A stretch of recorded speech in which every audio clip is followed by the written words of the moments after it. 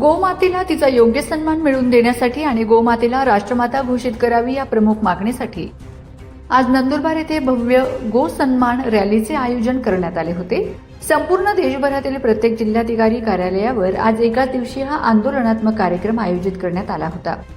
आयोजकांनी दिलेल्या माहितीनुसार गोमातेला राष्ट्रमातेचा दर्जा, एक देश एकच कायदा लागू करावा, भारतभरातील सर्व कत्तलखान्यांचे परवाने रद्द करावेत या मागण्या करण्यात आल्यात।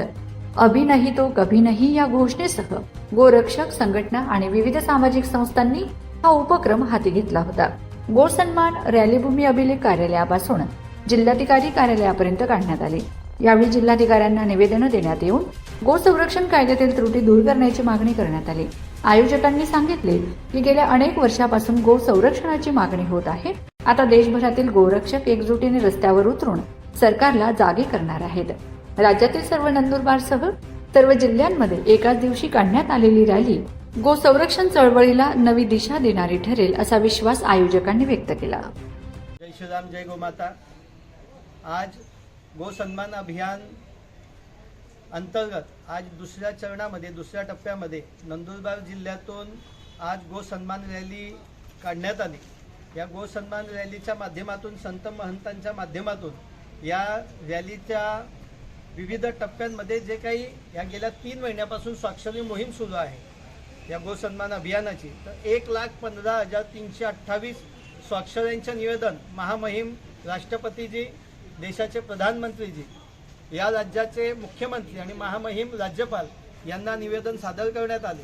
निवेदनात ज्या मागण्या करण्यात आल्या, विशेषतः ह्या देशामध्ये 1947 पर्यंत आमच्याकडे 1947 हा 90 कोटी गोधन होतं आणि आज आमच्याकडे फक्त मात्र 6 ते 7 कोटी गोधन शिल्लक राहिलेलं आहे। म्हणजे देशी गोधन मोठ्या प्रमाणावर याचा ऱ्हास झाला आणि त्याचा दुष्परिणाम म्हणून मोठ्या प्रमाणावर रासायनिक शेती व्हायला लागली आणि आम्ही दररोज या देशातला प्रत्येक व्यक्ती दररोज हा विषयुक्त अन्न खात आहे, विषयुक्त दूध पित आहे।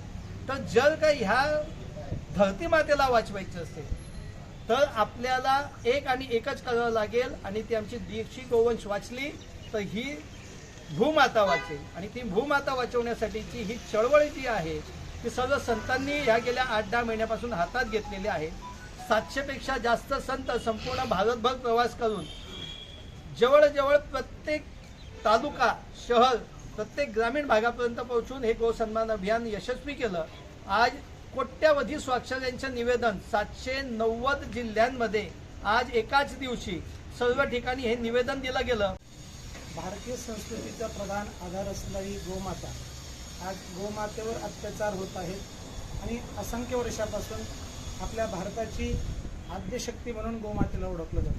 पण गोमातेचा वंश टिकला पाहिजे याच्यासाठी समग्र भारतातील संतांनी एकत्र येऊन गोमाता वाचावी याच्यासाठी शासन दरबारी त्या ठिकाणी आज आंदोलन केलेलं आहे।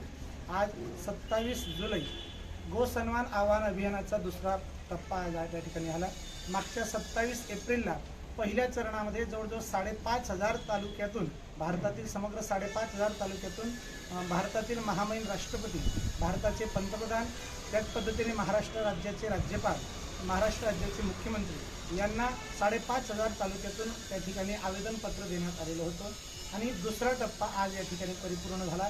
भारतातील संपूर्ण जिल्ह्यातून आज हे निवेदन जिल्हाधिकारी साहेब, प्रत्येक जिल्ह्यातील जिल्हाधिकारी साहेबांना त्या ठिकाणी देण्यात आले।